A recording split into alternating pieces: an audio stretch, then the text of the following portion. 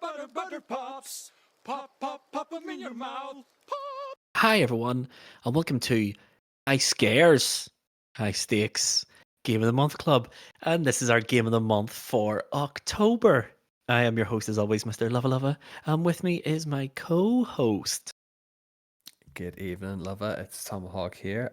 I'm really excited about this game of the month. This is one of my sort of favorite games of the modern era-ish. But that's being too Okay, bold about it. that's a bold claim. It is bold. It is bold. It's just we're in spooky season. I love spooky games. This one ticks sort of all the boxes for me, really. But yeah, let's go talk about it. I think. Okay. I mean, we don't usually go into the game this quick in Game of the Month. Usually we do a whole big preamble. Uh, but before we get into the game, before we get into that, I think what we should do is explain to possible first-time listeners what Game Yeah, of the that would Month be good. Club actually is. Game of the Month Club is the spin-off podcast from High Scores, High Stakes. Basically, what we do is every month we play a game, and then at the end of the month, we review it for you, our dear listeners. Um, and we last month changed the sort of format of these, where once we were going for like a book club type format where we go through the story beats and all that sort of good stuff. It was taking too long. The turnaround time was just too crazy. Now we have tweaked it ever so slightly. We still deep dive the games, but it's much more of a review format. At the end of the episode, what we will do is rank the game on the High Scores, High Stakes patented ranking list. So every game gets scored from S tier to D tier. Which brings us on to this month's game, one of Tom's favourite from the modern era, so I have been reliably informed. It is, of course, Supermassive Games, The Quarry. Tell me about it, Tom. Ooh. Tell me about it. um, it's a big old narrative game, is what it is. I think when I think about it now, Supermassive. I look at the Supermassive side of things. Really, they in the last couple of years they've been putting out.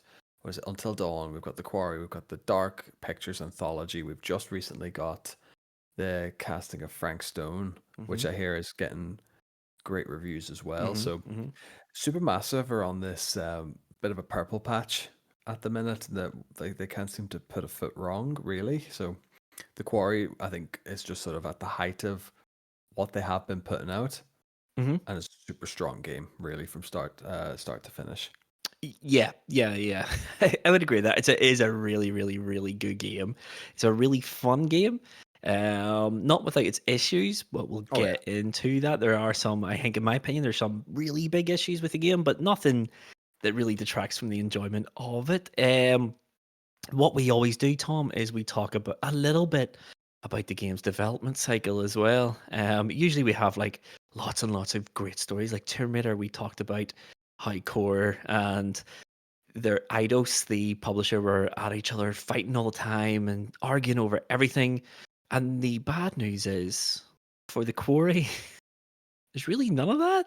It was a pretty, from a development point of view, it was pretty straightforward. The only thing I could think of to talk about here, really, any sort of controversy is, and I did not know this until I was researching it for this episode, actually, The Quarry was originally announced by Google as a Google Stadia exclusive game. no way. Yeah, man, yeah. Yeah, so it was originally announced as a Google Stadia exclusive. We all know what happened with Google Stadia. It came, it didn't conquer, and then it left. Um, all in a pretty quick. I think it was about 10 or 11 months the Google Stadia even existed. But yeah, they had signed up an exclusive contract in 2020, I think it was. And then in January 2021, Google told all the developers who were making an exclusive game for the Stadia that their exclusivity clause was no longer in effect and they can port any game to any system they wanted. So Supermassive Games were like, brilliant. Thank you, Mr. Google. I don't know who the CEO of Google is. Mr. and Google's a good and one, I think. and that's really it for the development cycle. Obviously, the Quarry is a spiritual sequel to Until Dawn. It is unrelated to the Dark Pictures anthology. You Now, say, yeah, this is one of those controversial. funny ones where, like, I think it's part of a wider universe. It's a anthology of stories. It's told by, we have the psychiatrist in Until Dawn. We've Hmm. got the curator in the Dark Hmm. Pictures, and we then have the gypsy hag in the Fortune teller, Quarry, I think the is her name. fortune teller. Yes. Please don't cancel us. So it's a weird one because it's not like I always had these impressions that it's like up character in the game who is being given these choices, but it's nearly like they're addressing the player, and it's how the player plays this story, and this story obviously changes depending on the choices you make, and that's what gives it the replayability. So Mhm. I feel as if the fortune teller, the psychiatrist, and the curator all have this like shared sense of clairvoyance. Whether or not that comes up to a connected universe, possibly not. I mean, that's more just a deeper reading into things on our side. Okay, yeah. I was gonna say it's unrelated to the Dark Pictures. However, in one of the endings I got, it might be related, and it might be as not so unconnected as I first thought. Okay. We'll leave it at that for the time being. We'll talk about that when we get to it. But yes, originally designed and envisaged by Supermassive Games to be a spiritual sequel to Until Dawn. But what they did with this game is they looked into player habits of Until Dawn. So they went on to Reddit groups, Twitter, Facebook, the whole heap, and asked their players, how did you play Until Dawn? Overwhelmingly, they got told a number of stuff that they did not see coming. The first one is that Until Dawn was always designed to be a single player game. There's absolutely no multiplayer in Until Dawn. Well, the 2014 version, anyway. Um, they were told by players that seldom did they play it by themselves. They were playing it with their spouse or their friendship groups, and every time the character changed, they would, take Yeah, past the couch remote co-op, essentially couch co-op without the without. option for it. Yeah, Yes. So cool. they took that information, and for the Quarry, they introduced Wolfpack mode, which is you play it with a group of friends. Everyone controls a different character, makes different decisions. They also found via twitch.tv that people loved just watching the game and had very little interest in actually playing the Mhm. thing. So in the Quarry, they introduced a thing called movie mode, which is basically you set the character's traits and personality, and then you just put the controller down and you just watch the The story whole play game out. pan out. Yeah, Yeah, it's it's not even so weird. much character traits as well. It's how perceptive they are as well. So Hmm. you could have every horror movie trope stereotype ticked off. You could have all of the girls just be ditzy and kind of airy fairy or whatever, and you can have the boys be super aggressive at each other. And you could like, I think that one of the options is like how much key items are they going to pick up during the Hmm. game that's going to tell their story for them, or they could just go straight on past it. So it's really intuitive in terms of how real, how like a slasher film they want it to pan Yeah, out, or how hyper realistic they want it to pan out. It's cool. It's really, I haven't tried it myself because it's about 10 hours long, but there we yeah, are. yeah, yeah. It is. It's a weird mode. I have watched a bit of it just to see what it was. It's like, what is this? And yeah, it's exactly that. You just watch the gameplay itself. Effectively, it's just rampaging you through the story with all your sort of choices made by the characters as the characters would as you have set out at the start of the game. They also had a lot of complaints from Until Dawn. Basically, a lot of players were like, "This is a horror game, yet you shy away from the gore and all that sort of good stuff." So they added in. I think it was DLC. I think you had to pay money for it. If you pre-ordered it, you got it for free. But the in movie mode, you can turn on Gore Fest, Oh yes, yes, I which did is see this just option. OTT gore left and right, and it's amazing. I do need to check that part out actually, but it's funny, like you say, that people complain about how the gore isn't there. I think because Supermassive are primarily doing this as like a storytelling engine, Hmm. This is my media brain kicking in here that you could tell more from a story from what you don't show on screen, and then your mind fills in the gaps, and that's what makes the story a little bit more engaging. So I see where they're coming from, and also who doesn't like a what's the term that they used back in like the 70s, like a video nasty? Yeah, yes. That was 90s, by the way. I remember the rise of the video nasty. um, but yeah, and that's really it. Obviously, the last thing that people wanted from Until Dawn that was never there was an undo button. So if you made a mistake and someone Oh died, they wanted an undo button so you could get a second chance. The Quarry no! introduced that. I think it's called Death Rewind. You've I seen did not this. know this. Yes, so once you complete the game for the first time, you can do a new game plus effectively, but it gives you the option of turning on what's called Death Rewind. So Death Rewind, if you make a mistake, it leads to a character's death. And this is something you can use only 3 times in one playthrough. If you kill someone you really like and you want to replay the choice beforehand or the choices beforehand, Okay. you hit the Death Rewind button and it literally just rewinds the video as if it was a VHS and gives you the opportunity to change your decision in the hope that the character survives. There was one That's cool. character in my second run through of this game that I wish I could have saved, but I didn't want to use the death rewind feature. It just seems like a cheat. It's like, the It's rewind feature in like yeah. Forza Motorsport, whatever. It's a It's cheat. funny that because usually like when a key choice is made, you get the VHS essentially locks in and it gives you that path chosen, Hmm. and that's it. I think there's been a few times where I've been victim to just like do the quick reboot the game in the hope that, and then as soon as you hit continue, the cutscene starts from exactly where it says Yeah. path chosen. Yeah. Hmm. So no, Yeah, I there's did not know no. about the rewind function. So that Yeah. might make a good look into the next playthrough of this. I do. Yeah, it'd be interesting, especially if you get towards the latter end of the game, everyone's still alive. You make a mistake, someone Yeah. dies, and you can only use it 3 times.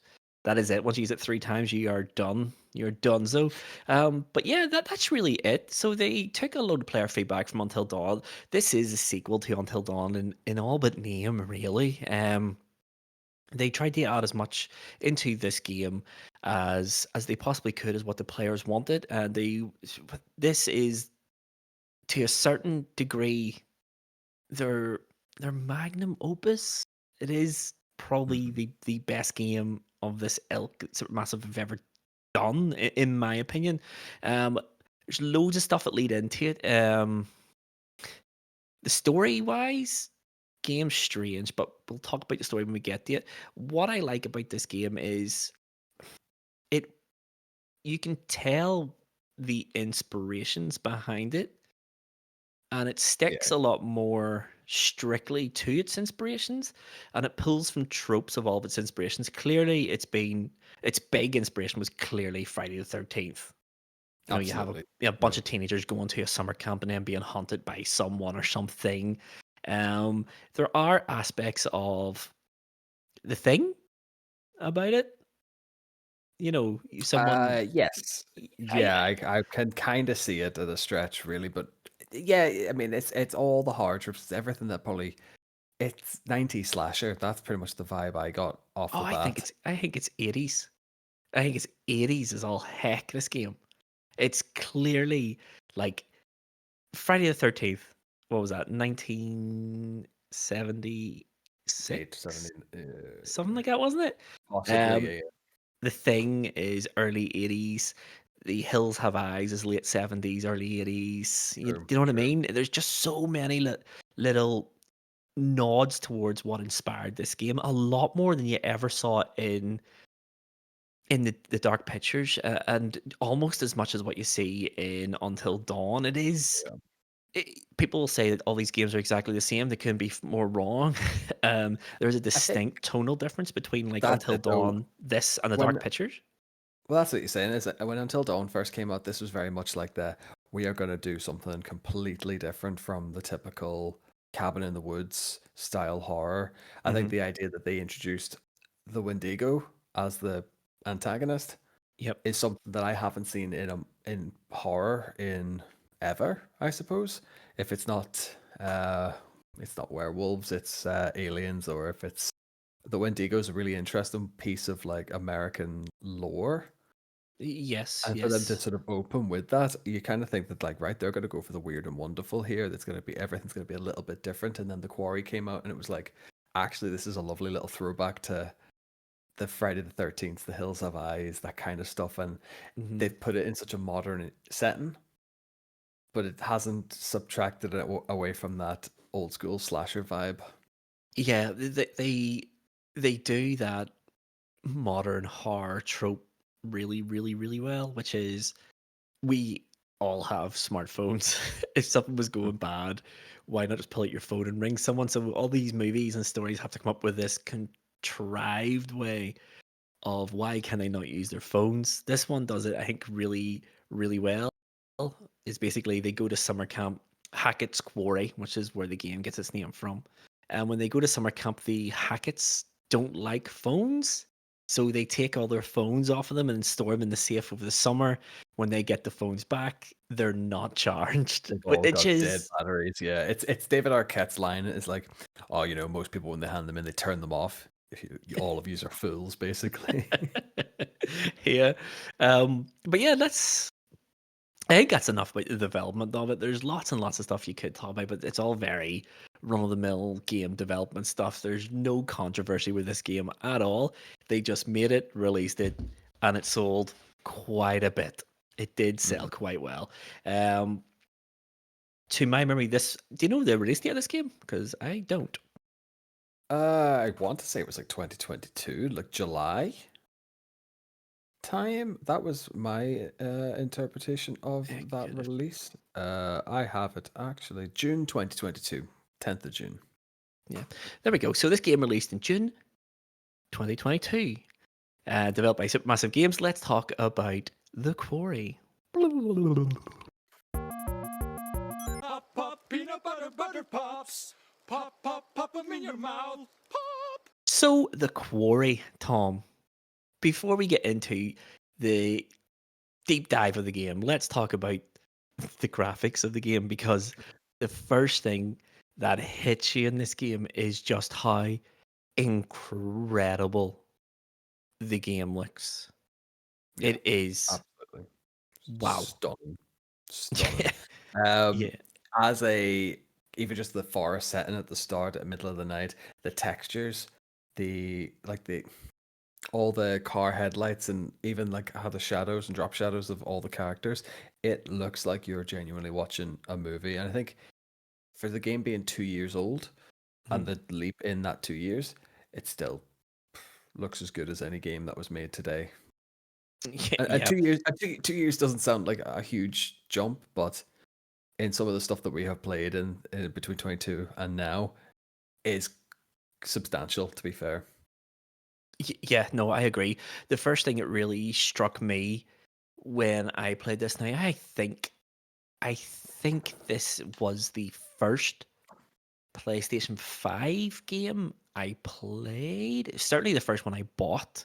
But I think this might have been one of the if it wasn't the first, it was one of the first PlayStation 5 games I Mm. bought. It absolutely blew me away how gorgeous this game is. The biggest leap that I could see from this from say Until Dawn is the motion capture technology is just incredible. All the characters' faces are so expressive. The voice acting is incredible too, but their faces are just so expressive. You can tell what they're thinking. You know when they're lying just from what they're doing with their face. And so the game opens up with two characters, Laura and Max. They're driving to Hackett's Quarry because they're counselors for the summer. They get stopped by a cop who is played by Sam Raimi's brother. Ted Raimi, yeah, yeah. Yeah. Just honestly, but we're gonna cover it later on. In terms of a horror icon, I think Ted Raimi just nailed it perfectly. This like character who's so fitting for what he does throughout the entire game, and I'm just like, he just looks creepy, Yes. horror esque. Like, so, I it was beautiful casting for Yeah. his role. Yeah, so they're going to Hackett's Quarry camp. They see something. They think they hit something on the road. They have a crash. He comes out, helps them get back on the road. The thing that sticks out in my head when I think of how gorgeous this game is when the car is back on the road. His police car is behind him with the blue lights on, Hmm. and just the way the light just comes in and out of the shot, and it just illuminates him at the right times but from the wrong angles, and it makes him look like, the as you say, the creepiest looking cop you have ever Yeah, seen, and he he's plays it so straight. The game is beautiful. that's it. He always has this beautiful thing, even throughout the later chapters. He's always like in this red light. He's always shot in this super. It's a CD light, lighting at the end of the day, but I think that just like highlights his character and highlights like usually in a game like this, they have one actor or one character that they go, this is the gold standard for how we're going to animate Hmm. them, and the rest are going to kind of be There. okay. Yeah. Yeah. Whereas there, everyone is in sort of an equal footing in how their character is rendered and animated and behaves in the scene. I think even that early scene at the start, and then as it gets further on into the game, everyone just looks so lifelike. Hmm. Obviously, some of the guys are a some of the actors are a bit older than what they're portraying, but Yeah. Yes. I think that's the world of CGI and motion capture and stuff. You can kind of get away with that now. Yeah. Yeah. There is one character in it who's, I don't know if it was the mocap performance or if it was the way she was animated, but her mouth is, it seems weirdly disconnected from the rest of her face. And it's only her. It's I'm trying Emma. to think of her Emma's name. Emma. character, yeah, Emma.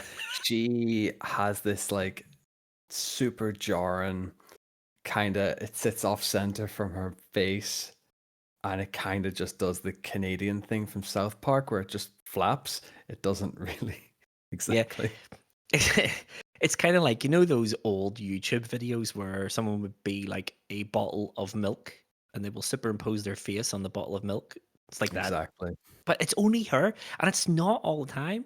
It's just when something big happens. The good news is her character is pretty well. In my two playthroughs of this game, her character kind of just disappears and then Has comes back like in near the end. quite a good setup, a bit of a middle, and then depends on what you want to do with her. Hmm. She actually could probably have a strong end or a pretty just fade off into the background end. It's Yeah, the same thing with Abby as well, but in both of my playthroughs, she sort of just disappeared and then came back at the end and did nothing the whole game. Like, I think she's the only character I haven't been able to kill, because she just, honestly, she just disappears. But yeah, no, graphically speaking, as you said, Tom, it just looks incredible. One thing I will say about this game is, and it's an improvement over Until Dawn, but at the same time it detracts a little bit. Until Dawn, and to a certain extent this game, as you said, with the cop, you see him in certain lights, you only see him from certain angles. And it's all the framing to sort of emphasize his characters to you. The game wants you to mistrust him, so it does all these things in its power to make you mistrust him in order to yeah, decide poorly. Um, it's one thing I love about Until Dawn. I think Until Dawn, it's fixed camera angles, but you know, they do pick their camera angles really well to get across like a tone or a feeling or whatever it is you're trying to convey to you. This one is sometimes fixed camera angles, but the vast majority of the time it's just third person behind your character, and yeah, over the shoulder. it loses a little bit of that sort of framing, and it can make it hard to convey like a feeling to you, the player. I mean, the game is, it's not scary. Let's be honest here. It's not scary. It really, really, really wants to be scary, but I think by the nature of how it plays out. Don't get me wrong, it did get me with a few wee jump scares here and there, but I think the developers in this one were definitely trying to steer away from the jump scares that existed in, definitely in the Dark Pictures. The Dark Pictures does have a wee habit sometimes of things just popping up on the screen to scare Yeah, you. Their VR experiences, whilst incredible, Rush of Blood was really, really, really good. But it again, a lot of things just popping up in front of you and things like that. This one doesn't have. I can't think of That a single many. I jump think scare. it's got possibly about 3. Over 10 hours, which is it's nothing. They really did want to build up the horror and the fear through sort of tension and a lot of like negative space, and there's a lot of downtime, and it just wants you to constantly be on edge. But I think because the game is third person, it loses something Yeah, the because you can exploration see parts are very more. much big open spaces, and maybe it's hard in those being a campsite setting. It's hard to do fixed angles and make it look like that kind of cool movie vibe. Whereas Hmm. that over the shoulder stuff just kind of makes you feel like you're playing a game. And if you go exploring, that's when the angles start, especially when you're looking for the tarot cards. Yes. You nearly have to force an angle in the Hmm. room to change so you can spot them. But yeah, I wouldn't have thought about the over the shoulder angle for the longest time, but I just kind of thought that's you just going getting to explore the world, really. Yeah, yeah, because it does sort of chop and change between the two of them. When something's happening, it's pretty much all fixed camera angles because it wants to direct the fear. um, but no, everything about this game just looks incredible. The environments are incredible. They're really richly detailed. The characters all look brilliant. One thing I will say about the characters is they still walk really wooden. Oh, they Is don't that walk like people. Yeah, yeah, no, they not don't at walk all. like regular humans. Uh, That's it. Maybe it's just like the level of motion capture that could be afforded on the day, but I think it has a very sluggish potential input delay. That's how I felt it. Like I always felt like they're reacting about a second after you're wanting them to go forward or look at an object or even turn around. Everything felt a little bit slow and sluggish, just a little bit. Yeah, I mean, yeah, I mean, I don't know if I would call it a delay. Hey, I know what you mean. I do know what you mean. I think a, a lot of the exploration feels slow, Yeah. and it really does. I know what you mean. And the character, it is that weird animation prioritization because obviously they don't want everything to fall to pieces, so they have to sort of do things very deliberately. But yeah, no one walks like a regular human being in this game unless it's in a cutscene. The cutscenes are incredible. The whole game, just honestly, the whole game looks incredible. I'm blown away about it, about how Well, good it looks. the one thing I don't, and it only took me till the second playthrough, like for prep for this to realize the water textures. Can we like please talk about the water textures in this Go game? ahead. It's awful. It is one of the single worst water anything I've ever seen or experienced in a game. It is horrific. It looks like they've just got a JPEG of water and stuck it on. I It don't looks recall terrible any when they're water. in when they're actually in the lake. There's a scene with Emma and Jacob. They're having their little post campfire like tiff. Emma's like, right, I'm gonna make Jacob feel better because I feel bad, so let's just go swimming in the lake. And it looks like they've just got a completely different game when that's a body of water, copy and paste it over the top, and it looks like she's just floating on nothing but a JPEG of water.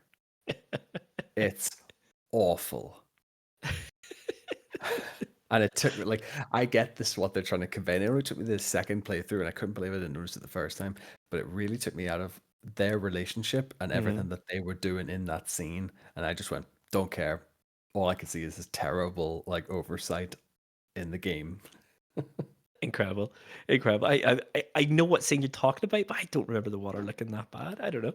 Uh, maybe it was maybe I was just so invested in the characters and their moment in the water. That's all it was. Uh, I God can't damn, it myself. was awful. Even like the silly things of like the hunters when they put the blood on their faces. It just looks like the character wipes their face, and next thing you know, it just appears. It doesn't like the texture of like them even smearing like a liquid doesn't feel smooth. It just looks like they've gone, oh, and then they transition it Some gel jam. onto their face. Yeah. Yeah. It does Just look wee silly weird. things, tiny wee tropes and stuff like that, tiny wee niggles on the graphical side of things, but just that the water, I couldn't let the water comment slide. Overall, though, it does look bloody Yeah, great. The monsters, when you do see them, are the transformation scenes are really, really, really great. really good. It's like Really I great. so the monster of choice for those who haven't seen this is they've got the werewolf as the main antagonist in To the this. surprise of no one, because it's Nobody. blatantly obvious from the start it's It's werewolf. so it's so obviously clued in. It's werewolves at the start. Uh, what I love to see in any werewolf movie, TV show, anything that might even involve a werewolf is the transition to werewolf. Hmm. And I will heavily critique it if it's not a good transformation. The The most gold standard, important part. the gold standard for me is Hugh Jackman's Van Helsing. It is the single greatest werewolf transition in Okay. any media. I'm just putting it out there. This is not too far behind it.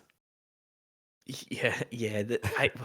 What I love about the change from human to werewolf is it's always shown as being really, really painful. Um, the person's writhing along the floor screaming. But in this one is it starts off with the traditional what's going on?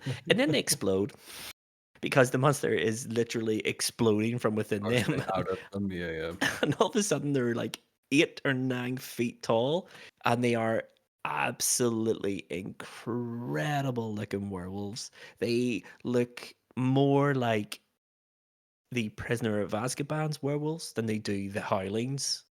They are Yeah, like yeah. It's like that long, slender skinwalkers. creature. Yeah, yeah. It's with the pointed ears and the fangs, but they're not like wolf, No, like furry. If that, yeah, yeah, they have no fur apart from the wee bit of fur in their head and a wee bit on the back. They do. I got like vibes of the Prisoner of Azkaban, sort of yeah. That's a good werewolf where they shot, had actually. like gangly legs and arms. They're very emaciated, very. I don't want to use the word demon looking, but they look like a demon almost. They are incredible looking, and even the way their skin tone and body composition is shown in this game, it just looks incredible. Like there's lots of specular highlights on their body because of the blood that they've just made their host body explode, for lack of a better phrase. They look awesome every single time you see them. They just look absolutely incredible. Yeah. What It is is. clever about the werewolf design as well is they don't ever show them in full like lighting. It's always in like a flashlight or a phone light or just the general The moon. moonlight. Hmm. You never get to see them in a full profile, and I think Hmm. that's kind of what makes that design even more like just imposing. Hmm. It was not something I expected when you first see one in the game happen and like the first transformation happen. I'm like, that is such a odd design, but I think it's so different. You have to be different from just the Hmm. traditional. Oh, it's a big wolf man. It's a dog with a Yeah, man's exactly. face. But no, I think graphically they've done an incredible job. It is it's light years ahead of Until Dawn. Light years ahead of it. It's even light years ahead of the Dark Pictures anthology, which are also incredible looking games. It just looks great. Here's a question for you though. Music. What option for the music did you use? Did you use the original music or the alternative music? I guess whatever the default one was. I know that like at the start they have the licensed music that they Hmm.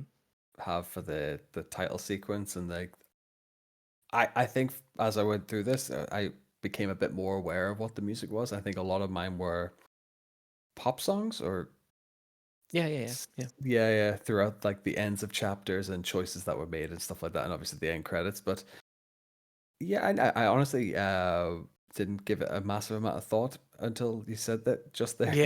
Yeah. So I didn't notice this option until about halfway through the game. At which point I was like, okay, I'm halfway through this. I'll be listening to the original music. Let's try this alternative stuff, see what that's like. It's weird. It's good, but it's weird. As you say, it's like pop and rock songs, but they're all like strange covers. Like Yeah. strange, like they've done something to the music and sort of made it.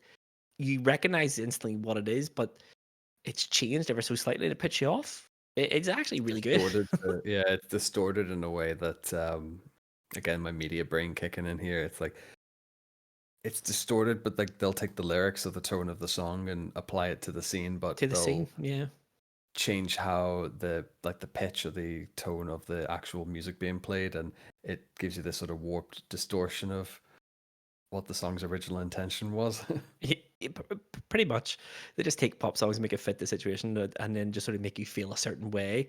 But yeah, no, the sound's fine. The music's really good. I mean, the selection of music they have chosen and licensed for the game does fit the game really, really, really well. There's nothing that sticks out as that shouldn't be there or that's a weird choice. It is solid, solid Yeah. choices all around. Again, it just looks and sounds great. That's enough for the presentation of the game. Unless there's something you want to mention, Tom. I don't think so. No, I think that's pretty much touched on everything that Fix I the think that butter. can be said really on. Yeah, we've addressed that. We can move on from it now. I can put that in the recesses of my brain. Well, what we'll do is we'll move on to the narrative and the gameplay, which is going to be the meat of the episode, really. But we'll get there now. Pop, pop, peanut butter, butter pops. Pop, pop, pop 'em in your mouth. Pop. Okay, Tom. Let's talk about the narrative of this game because the narrative of this game is really, really, really fun. Yes. It opens up the same way as every other Supermassive game does. It opens up with this really fast death in inverted commas. Basically, we follow Laura and Max. They are going to Hackett's Quarry because they're going to spend the summer there as counselors. They can stop back up, tells them not to go tonight, but go tomorrow. Stay at a hotel. They're like, no, okay, we will do that, but they don't. And then things go wrong. Pretty And it quickly as leaves on well. a Yeah. hangover. It leaves on a hangover. Leaves on a cliffhanger. Where we believe one character is dead and the other character has just been tranked by the cop. And then the real story begins. Then the real story begins. And the real story is the same as Until Dawn. We have, what, 9 teenagers who are all coming to Beckett's Quarry to spend the summer as counselors. So we have Abby, Dylan, Emma, Jacob, Caitlin, Nick, and Ryan. And the summer has just ended. So it is 2 months after the prologue. The summer has just ended. They are all going home.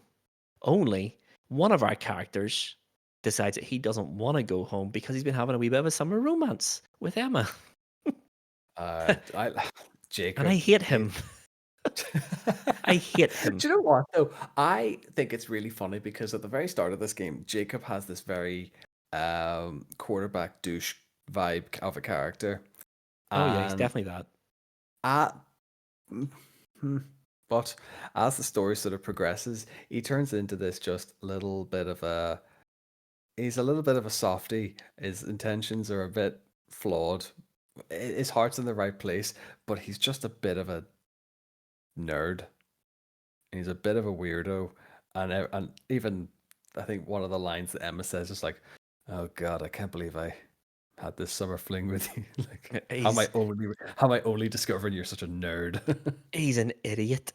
He is an idiot. There's not one scenario that I could imagine allowing him to see the morning. I hate his character. I hate him. I hate the way he conducts himself, especially at the start of the game. He is such a I don't even know how to The describe it 'cause this ultimate. is a He's an PG. ultimate Chad. He's an He's ultimate he's Chad. he's really not. But beyond him, every other character is all right. Um, There's it's no one character that sticks out that I go, I'm making it my mission to kill you. I think this is what's really clever about this one. They all have their flaws. They all have mhm. their like relationships that we are kind of just having to pick up and move forward for the rest of the game. Yeah, there's not a single character where I think I hate you, I don't like you. There's something just about you. Maybe, maybe Ryan. Ryan is the only one who doesn't fit in the circle of all the other characters. He's very much the I'm going to sit in the corner and listen to my conspiracy theory Yeah, podcasts. yeah. He's a Uh, real loner. He's a bit of a misery guts, like. I like him. I actually do like Ryan. I think of all of them, he's the most rounded. He's clearly Mhm. meant to be the foil for the player.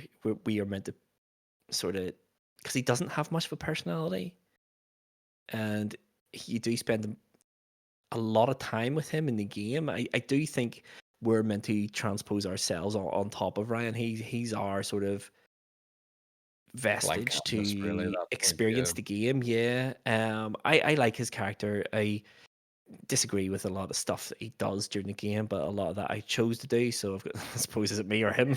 Um, but yeah, no, he's all right. The rest of them are just kind of just there. I mean, they all have these great wee moments at the start of the game. The start of the game when they're all leaving Hackett's quarry is a really couple. There's a couple of great scenes in there where they're all packing the car and they're all having all this banter, and you do get to know the characters an awful lot more.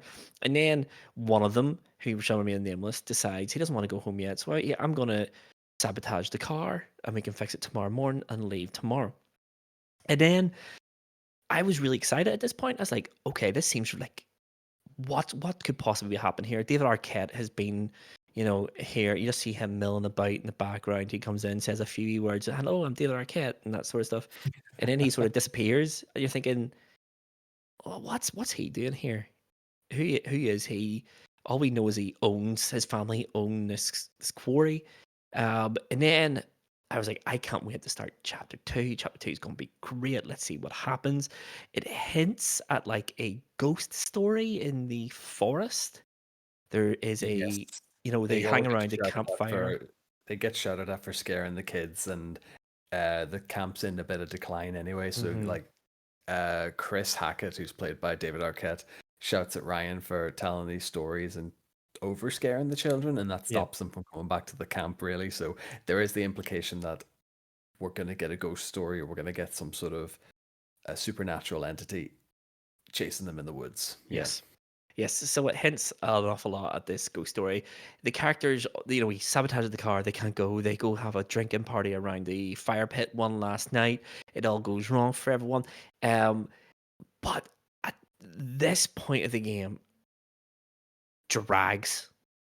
Like, I mean, the first, the second act or the second chapter is a slog of It's teenager. fully getting them ready for a party. That's all it is. It's just, what are we gonna do? Let's go drinking. Okay, let's go find the drink.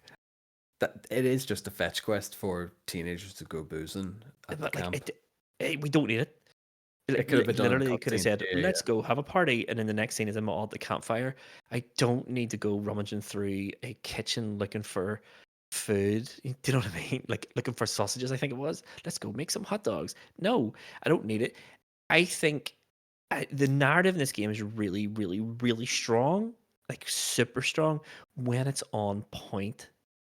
But it does this far too often for me. The second chapter is an absolute snore fest.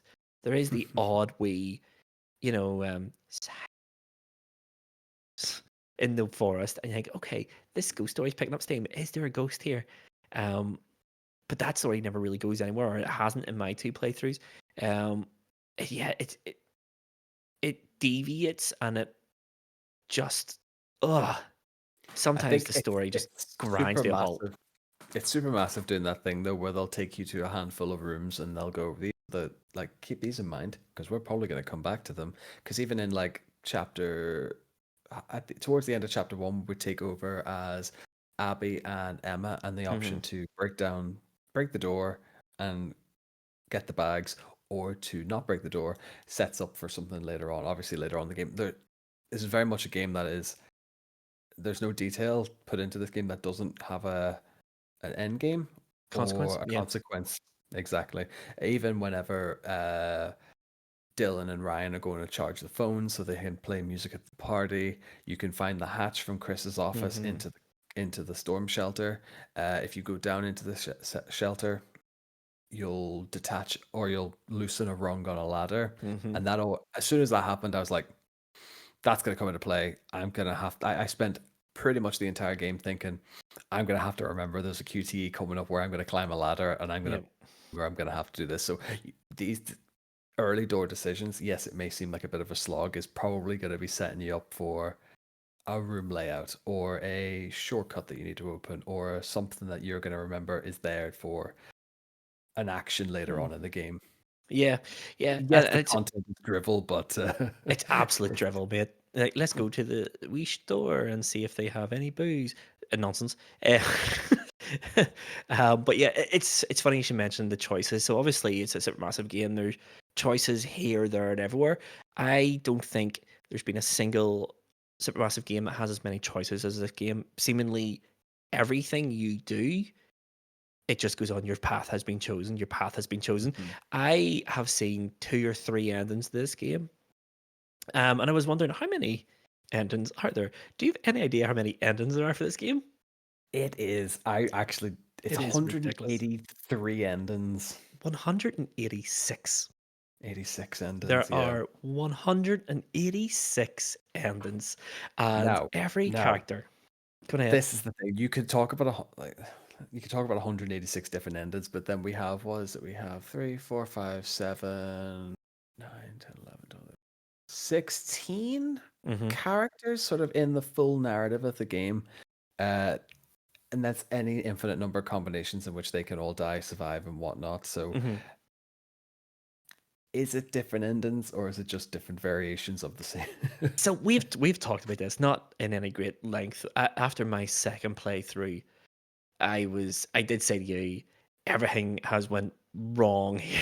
I've messed this Massively up. pear-shaped, I Yep. remember that, yes. And the game just ends. Now, I didn't kill everyone.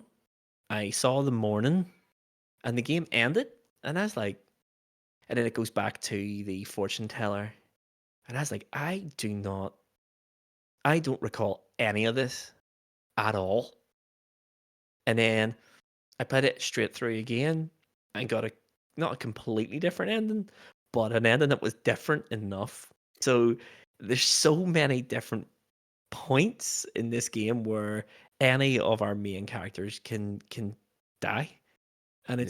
it's really interesting because it makes it feel like every decision you make has real gravity and real consequences to it, because chances are if you choose poorly in an unforeseen way, it could be hours later. Yeah, yeah. It It could can not be even impact the character hours. that they made the decision on. It could be impacting another character later on in the game that, yeah, you constantly do live in fear that if you've done something wrong, it's who is it going to Who's it impact going to badly? affect? Yeah. So in my first playthrough, I accidentally killed Abby. Not through anything I did with Abby, but I think it was something. It was a decision I made as Caitlin led Okay. to Abby's death, and I was like, no. how how did this lead to this? And then you're wondering, how does that lead to that? And then at the end of the game, it walks you through like the butterfly effect of how all these decisions Mhm. make the final consequence. And I was like, that is brilliant. Like Yeah. I could sit here all day and talk about how the story, when it's on point, is fantastic, because it is, and it's so intriguing, and it's just like, I want to see what happens next. I want to see what happens next. But it's the sheer uh, gross amount of planning and the amount of storyboarding in this game must have been crazy to plan out everything. I think I read somewhere that the director for this game, one of the directors, said that they had written something like 1,000 pages on story. So this equals this equals this equals 1,000 That makes pages. sense. Yeah, yeah. It's a hell of a lot of like R&D that goes into to make a game like this and to even make the choices make sense, especially like how it affects other characters down the line. So it's a hell of a undertaking to do, Hmm. definitely. Yeah. But it is a laugh, like because we've obviously got this set up now that the guy, like the counselors are all having their last hurrah before we go off again. We then get our little teaser intro to the hunters. They Yes. basically put the sign up in Hackett's Quarry to say hunting season has started. This kind of alludes what Chris Hackett, David Arquette's character, kind of starts to panic about that. Oh, they're going to be caught here during hunting season. Don't matter. Go to the lodge. Stay there. Don't go out. I will be back in the morning. And then he just Hmm. zips off. Um, there's a lot of character dynamics that happen sort of at the campfire. Everyone's playing truth or dare. Hmm. This is, I think, the first point where you get to start to Choose. influence character relations as well. And then at this point, everyone kind of just buggers off because they're all in a bit of a mood with each other. And this is the Hmm. first instance of separation that we get pairs shooting off and choices have to be made. And if I remember correctly, Nick and Abby, they get paired off. Yep. And Nick is the first to fall victim to our unknown entity Our creature in the wood. just jumps out at him.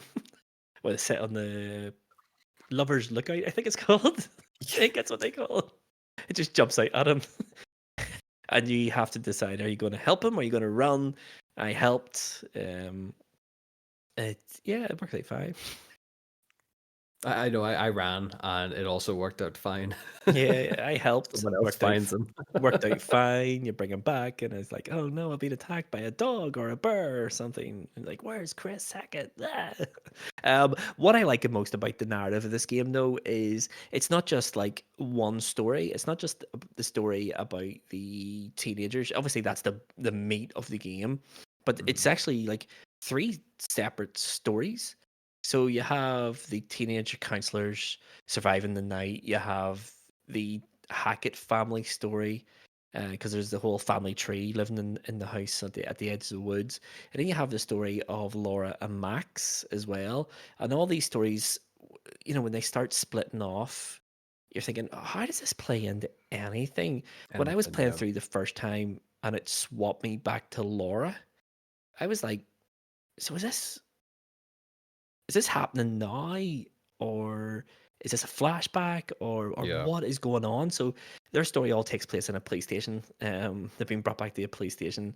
The creepy cop played by Sam Raimi's brother is sort of is talking and wants their help with something. You don't know what. This is when the revelation is made.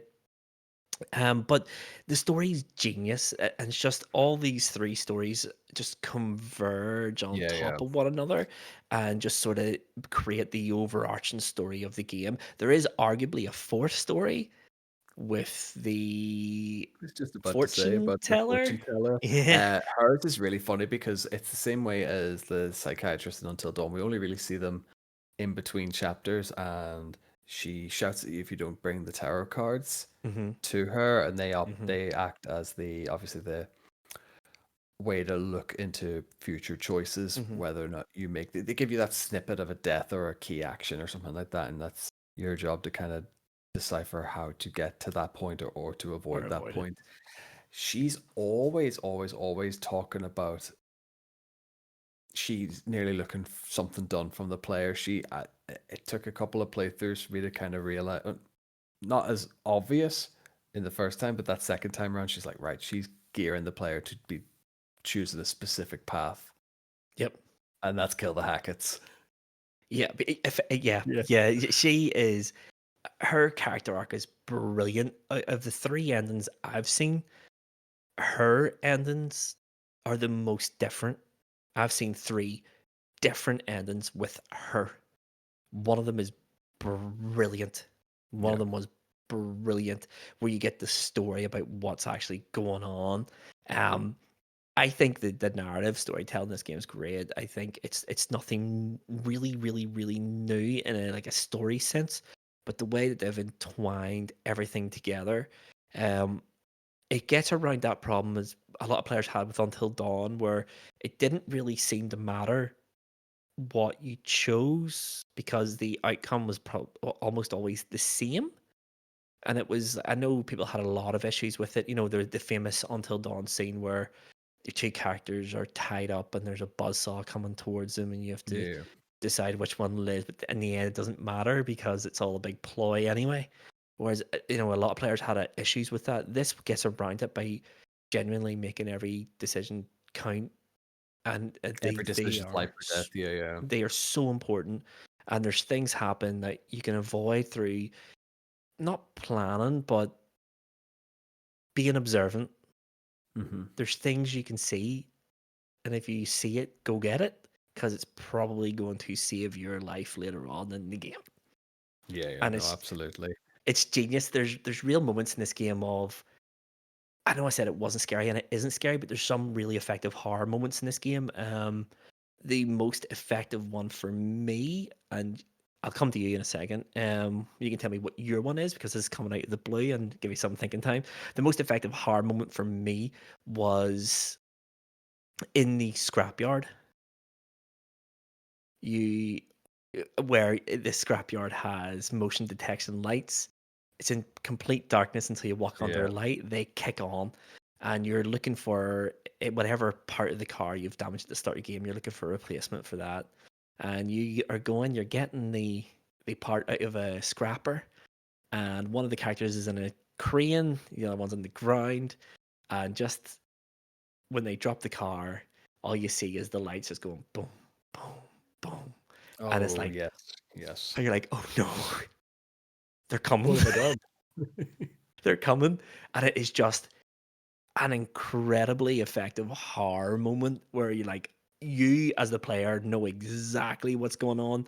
It takes the character in the crane a few seconds to realize what's going on, and then by the time he's communicated it with the character on the ground, it's almost too late, and it just leads into a great wee action sequence. It's just it's Yeah, just a that's it. It's great horror it's moment. so like it is brilliant. That's a great. It's one of my more favorite parts of this game, just because it's so different. It is Hmm. like everyone's thinking on the fly, and it does it. This that felt like the moment where it had pretty high stakes. Like you could have probably killed two characters in one exchange. I can confirm you can kill both. Oh, right, okay. So then, yes, at that point, then what you do, you end a complete, end an arc right there, The and game just it just shortens. Like that says would shorten a good section of the game yeah. as well. I think I completed it in about 6 hours because it cuts No out way. so much, so much. So now that we're thinking about like the best, one of my favorite or standout horror moments in the game, then I would say it's in the police station. The first couple of times that we get to see Max make his like transformation, Mission. and Ted Raimi's character, Travis Hackett, Yep. the brother, he takes Laura out of the cell, handcuffs her to the radiator, Him. and the first instance that Max's wolf form swipes at her, dislodges the radiator, so the whole room fills with steam. And then, in her infinite wisdom, decides to investigate the cage closer. I know. And then all you get is you don't even, again, you don't get the full profile of the creature, but you get the half the face and the claw swipe. Mm-hmm. Man, I just was like, that made me jump out of my skin. And then just the panic station of like, oh, that's it, Laura's infected as well. And then it obviously comes out later on that it's bites that do it, not Only scratches. bites. Yeah. Yeah. Which is a lovely little Until Dawn thing as well. They're like, Yeah. oh, it's only X, Y, and Z that do. At that moment, I think was just like, that is actually like properly up in stakes, and it really, really, like, you knew it wasn't gonna end the game there and then, but you thought, oh, jeepers, that got very close. Yes. Yes. And this is it. It's a game full of great moments. It really does have some fantastic moments inside the Hackett house as well. Brilliant. Yeah, yeah. There's a bit. I There's a because bit. the Hackett and the counselor arc is, the counselors think that the hunters, the Hacketts, are out to get them. Mm-hmm. Mm-hmm. But if you're listening to certain characters, if you're listening to Emma, who's in the woods, she hear the Hackett saying how they're trying to get the kids to safety. Yeah. But nobody hears that but the player, essentially. So Yeah. nobody can act appropriately. So I constantly, like, I played a full playthrough. I was just like, I'm just going to be complicit. I'm not going to fight back or react or do anything. And it does help you to some degree. But yeah, like their intentions to each other is just not conveyed very well. So everyone thinks that they're out to get each other. Even when Ryan is being chased through the Hackett house with Bobby, Bobby isn't actually trying to kill Ryan. He just wants to get his knife back. Yes. Yes. Yes. Which That's a genius moment. So it is. it's like so, and even at that point where Bobby does or doesn't get the knife back, you can opt to pull the knife out and stab Bobby. Yep. Bobby won't get the knife back to defend himself at a later point. No. So yeah, when you do something that ends up in someone surviving, you do feel a bit pleased in yourself. Like, I also will shout out to Lynn Shay playing Constance Hackett. Absolutely unnecessary for her, like Yeah. the queen of horror movies in the modern era. She doesn't need to be cast in this, but she is, and she does it 110%. Like she's just her character brings such a level Mm-hmm. of acting in it. It's crazy. It is. It is, and she's brilliant. Her character, the Hackett character arc is brilliant. It's something you see coming a million miles away if you're paying half attention to what the story is. But it's just so full of so many twists and turns, and the narrative is so good. But and I've alluded to it. It takes far too many detours. There's so many pacing issues with the game. There's like moments where your characters are hanging around and doing nothing um for a long period of time, and it sort of kills the The pacing of the momentum story. you're generating at that Yeah, point, yeah. and Especially it when it cuts back to there'll be a scene where I think it's Laura and Ryan, they go off to investigate through the old mines and the rum tunnels, and then it cuts to like a random level where you play as Chris. yeah, Oh no, as Chris, where you play as Jacob. yeah. But Jacob only has like 3 lines of dialogue with the person he interacts with, and then it cuts away, and then it takes you further away from Ryan and Laura, which I do see what you mean. It detracts from the 100%. main narrative, and it starts to give you these subplots. Like there is, as you say about Emma, she becomes this like null and void character, She becomes an observer. She but they literally then becomes an observer. but the game feels like it has to cut away to a conversation with her and Abby, and nothing comes of it. No, no. There's so many bits of that as well. In the pool house, near about the third of the way through the game, something massive happens, and then it cuts and goes to something completely different, and then it comes Yeah. back, and the characters, it's as if time has frozen, and they haven't done anything since you last saw them because they haven't. Well, that's it. I fully see this as like the game is playing 4D chess. Not one thing is happening in sequence. Everything is happening Oh yeah, simultaneously. no, Yeah, no, yeah, yeah. yeah, yeah. It's yeah, it's asynchronous storytelling, but it does it far too often. The story, the main narrative is picking up some pace, and then for no reason or for a very sort of tangential reason, it sort of goes into this other story, and there's no stakes in it. You don't care about it, and just I want to go back to the main story. Please bring me there now, game. I find myself thinking that an awful lot during this game. The main narrative is super strong, Mhm. and all the choices are great. There's no obvious choice at any point in this game. There's no obviously right choice other than the shooting ones. But even That's it.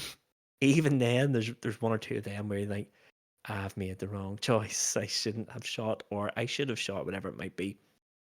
Um, but the narrative would be so much stronger if they sort of condensed it. I have no issue with a game being 4 or 5 hours long, especially the game of this type.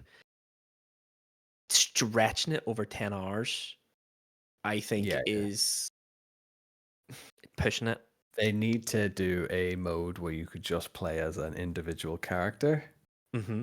and cut out everyone else's. That would be brilliant. That would be. I would love to see a game like this where you play one character and everyone else's stories happening all around. You haven't a clue what's going on, and you're just acting on the information you have as that character. I think it has a lot of thing, but yeah. But it sounds like I hate this game. It sounds like I hate the narrative. I really, really don't. I just wish it was more on task more of the time Hmm. because there's No, wee that's bits it and as well. bobs.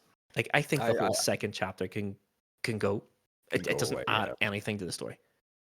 No, it's funny because like there is a whole section. We talked just before we started recording that Caitlin is Yes, the best character. She yes, is 100%. She's 100% brilliant. the best character. I think she brings just enough level of sass. She takes no nonsense from everybody else. She's the only one who is like firearm ready, She's knows how to capable. handle a weapon. She is fully capable, yet she is like, there's a moment where we have this like, essentially they have the love triangle arc between Dylan, Ryan, and Caitlin. Hmm. And then eventually what happens is Caitlin just becomes Dylan's bodyguard, and Yeah. then Ryan steps up to become the central character with Laura. Which is why I always feel bad whenever there's an option for Laura to die, like towards the end. Hmm. And I'm like, but why would I make that choice? Despite the fact I want to save, I want to do this option where I want to save as many people as I can. Yeah. It narratively makes sense if Laura survives the whole ordeal. Yep. Laura's a candidate for the second best character in the game. She is your when you think like last girl, it's Yeah. Laura, isn't it? She is also she goes into the game extremely naive, extremely Like the obviously goody two shoes kind of she like, strikes you as yeah. being really protected at home and she's being thrust into this crazy situation and it's adapt or die and she's the only character apart from Caitlyn who adapts.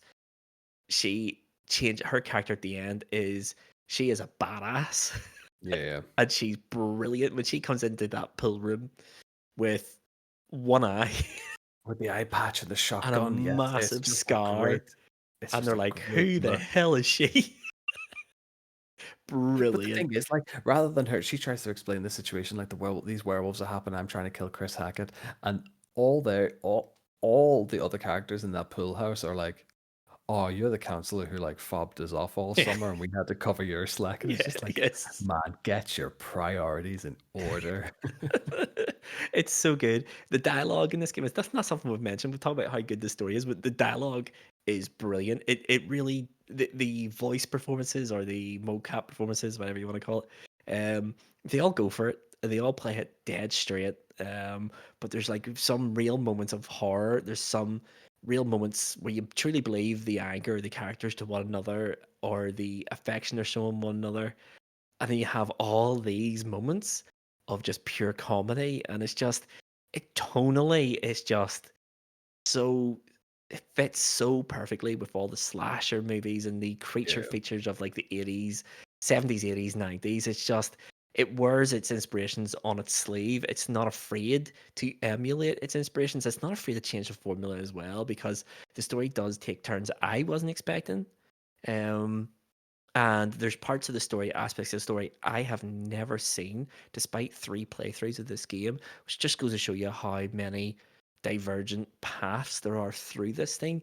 One of my runs was 2 hours shorter than the other, my longest run. wow, really. um, I've survived it with one character. Um, it's just a great, great, great narrative experience. The gameplay kind of gets in the way a little bit.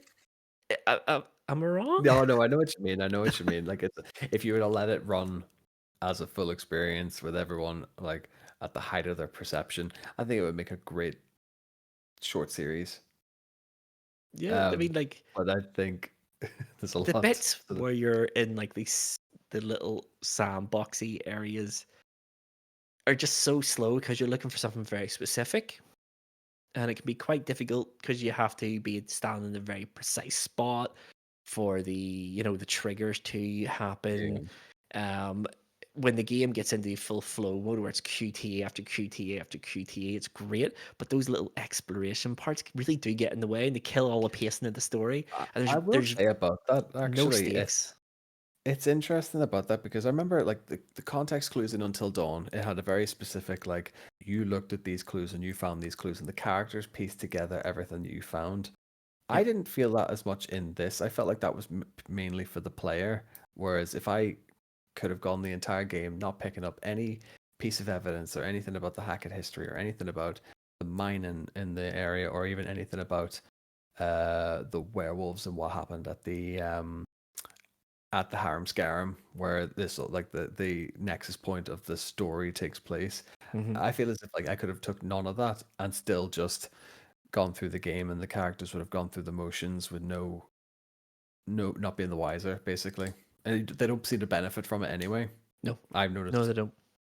They don't. That's just. I think it's just a side effect of how much story was written over this game. But no, it is a great game. The story is really, really, really solid. It goes places where you won't expect it to. I went through the whole game fully expecting David Arquette to be like the progenitor of the werewolf virus, effectively. Yeah. Um, the story doesn't go the way I expect it to. I have never, in 3 playthroughs, encountered the white wolf. Have you? Have you not? No, no, no. Oh wow. Okay. So spoiler. Okay, if you survive the Hackett house, if Ryan or Laura or Travis survive, they'll drive out into the woods where Laura and Max crashed that night. There'll be a QTE because the white wolf or Silas will be on the Hmm. roads. He'll attack the car. Hmm. There'll be a QTE to stop you swerving off the road again, and then you'll run him over essentially. And then what his like his crashed into body will basically go back to where the fire started, where the fortune teller was, and basically you'll just get a delayed QTE where you can shoot or not shoot Silas, who's just cowering in the corner. Class. It's really like it builds this up to this moment where you're gonna have this like big standoff with this big bad wolf, and basically it is no more than just a sad child just cowering in the corner that Laura basically can either shoot or choose not to shoot at the end of the day. Shit, no. And if you don't shoot them, Travis gets really angry and you shoot Travis and kill him, and then the game ends that way, that all Yeah. the characters who have survived the night will get on their character on their like little bio at the end that if they were bitten or if they uh were already werewolves, that they still have the werewolf infection. Yeah. So you can close the circle or you can just continue the cycle depending on how you want to play that game, and especially if how what ending you want to get with Eliza, the fortune teller as well. Hmm. So Hmm. if you, I think you get the best ending if you don't kill Silas, if you don't Oh kill yeah, the white because that's wolf. what she Yeah, wants. yeah. Because she's his mom. Her end game is to kill the Hacketts and keep her son alive. So Yeah. there is an option. I think you can get every character infected, and every character apparently has a unique scene which they can transform in. Okay. And yeah, so I did do it. I think after my first couple of playthroughs, I did a lot of just YouTubing on specific scenes. If you can get Dylan bit, and if you choose not to cut his hand off, he'll turn into a werewolf at the scrapyard. That's class. If you don't, if you fail a QT as Emma in the with the zip lines and stuff, she can get bitten by Max the werewolf on the Yeah. island, and Yeah. she will turn into a werewolf when she Yes. hides in the car. Yeah. Yes, she does. Yeah. So Can't confirm that one. there's loads of bits and pieces. There's a few characters that can't be bitten without dying. Jacob, I think for one, when he gets into the cage, Yeah, that's it. if Because you he dies. fail the puzzle there, Or if when is it Lars Henriksen? You are having a fight with him up the yes, stairs. when you You blow can the turn fuses, yeah. the lights off, and it turns off the electrified cage So downstairs, and you if can you take them fail, out. So if you fail the puzzle there, you can open both. What you'll open is what Both the doors. wolf's door. If you fail the QTE, or if you don't fail the QTE, and then Laura destroys the lights, both cages open anyway. Yeah, yeah. Yeah, so there's a lot to do on that one. Can we talk about Max actually? Just as a Go ahead. quick, Yeah. I've never seen a more useless character Y- in video Yes. game in history Yeah, he because is. he's not a playable character until like the very end, and he gets one choice to make, which I think is just utterly brilliant. Like I feel so bad from the start because like, he gets them lost, and if you go snooping in his bag, you find out that he's not going to college. He didn't Yeah. make his the clearance list and stuff like that. So you can just basically have a conversation with him in the jail cell that, oh, I feel so sorry for you. Plays the sad sack the whole time. The whole time. And then even when he's a werewolf, he just is like, oh, I'm just a werewolf, I guess. Yeah, he's And then brilliant. and then Laura leaves him on the island before Yeah, the full moon, so that's where he can't go because of like their the aversion to water thing. water. Hmm. Yeah. So when he gets there and he finds the bag of clothes and he gets basically dressed into Emma's gym gear, he has the choice to swim to shore, or stay on the island. And if he swims to shore, he gets killed by Chris Hackett or by one of the hackers. Class. Brilliant. Yeah, Max is useless. Like he's useless. They build him up to be completely useless, incapable buffoon, and he plays that really well. Can't remember the guy's name, but he's in Santa Clarita Diet, Yeah, so he is. Yeah. Skylar something. Yeah. Skylar something, yeah.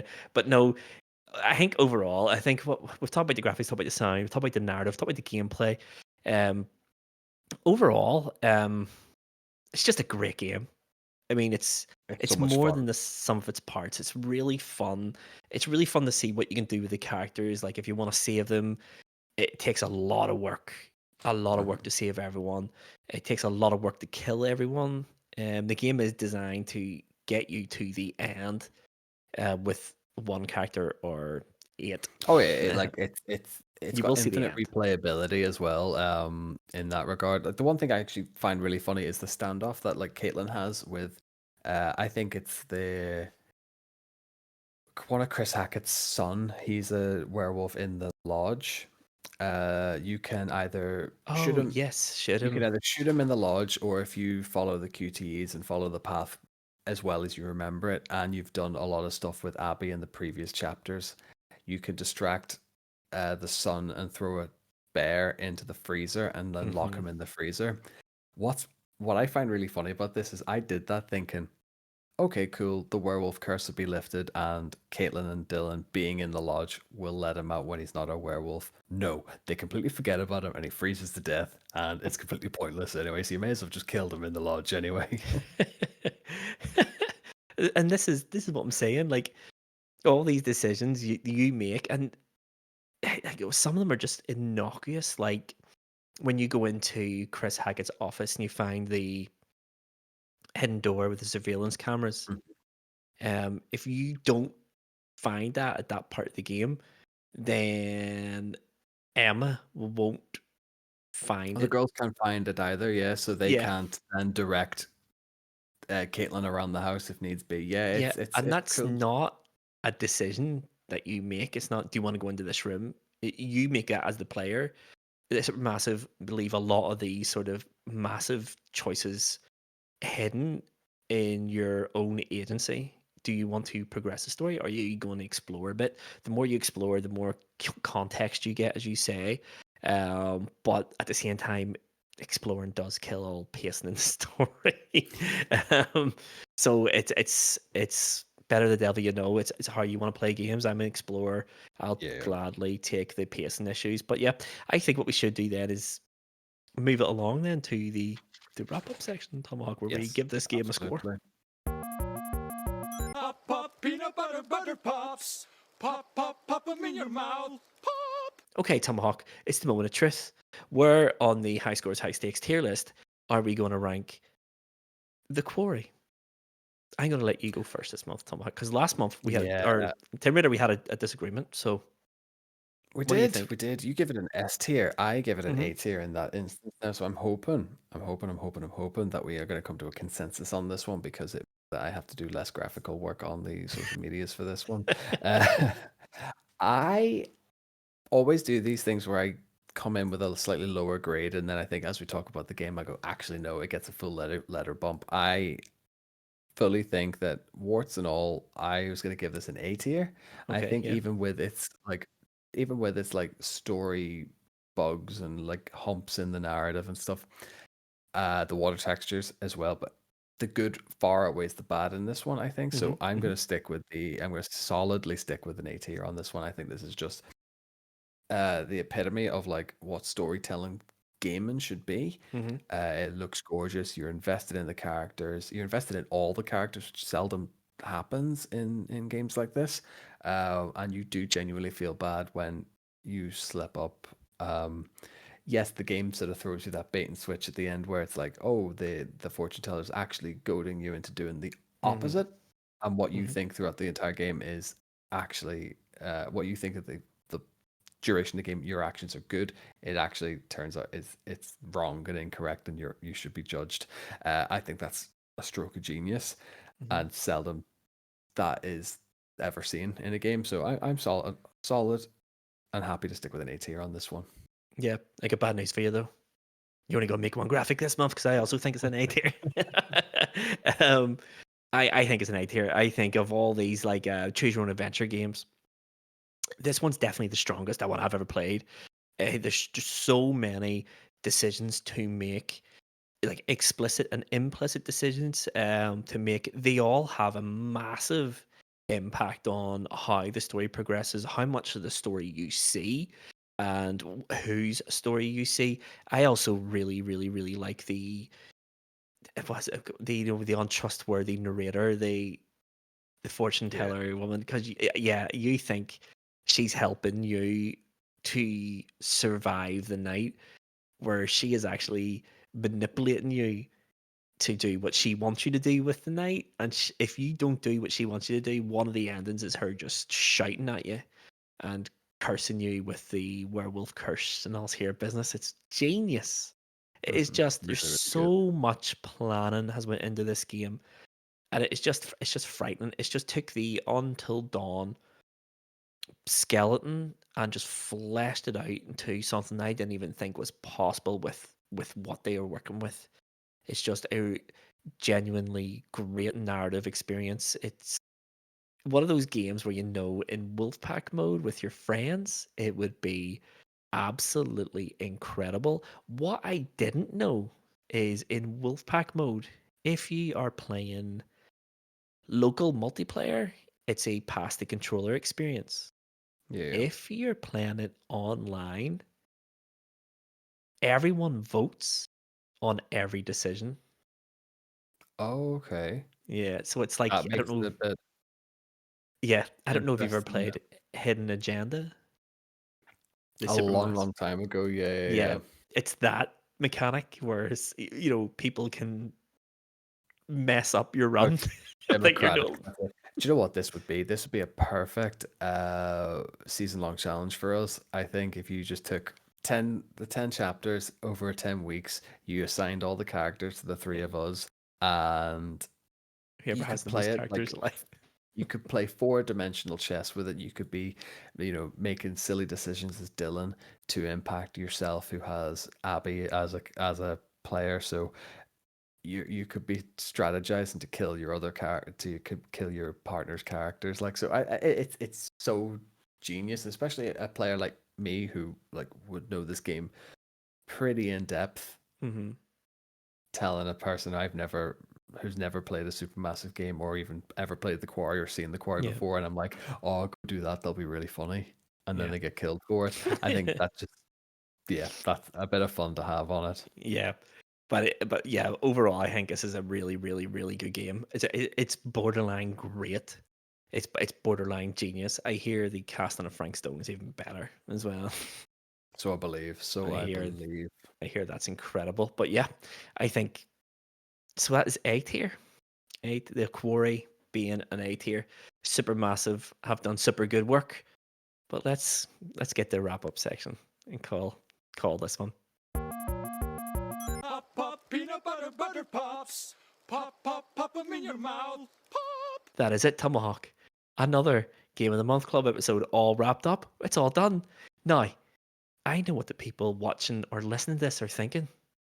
You told me the next Game of the Month Club game was going to be Civ 6. And dear listener / viewer, you're absolutely right. We did say that. However, it is October.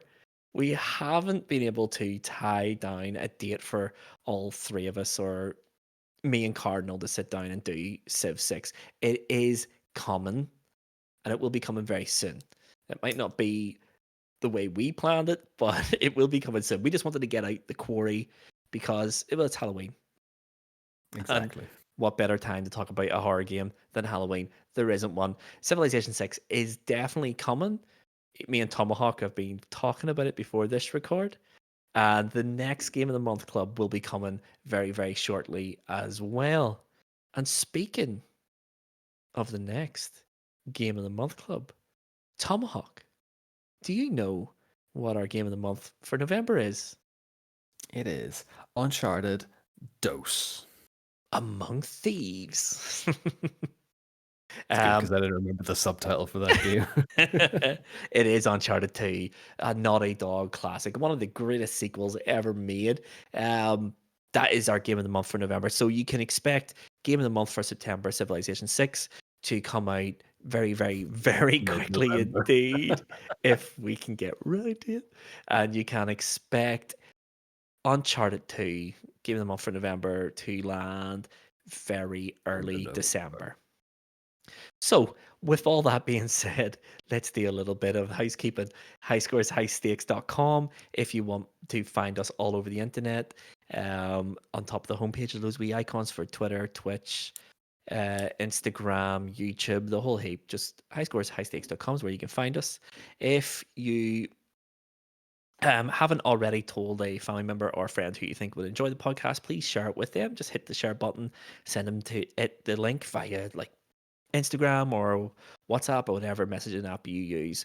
If you've been listening for a while and you enjoy it, you haven't yet left us a star review, give us a star review, whatever rating you think we're worth, 1 star to 5.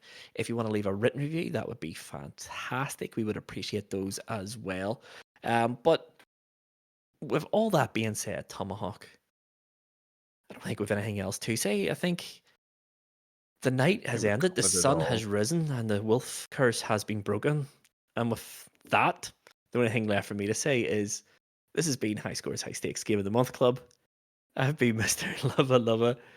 Thanks for listening. See you next month. Love y'all. Bye. Bye. Ooh. Woo!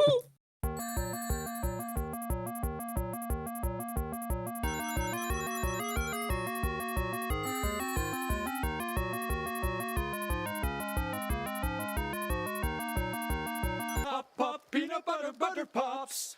Pop, pop, pop 'em in your mouth. Pop.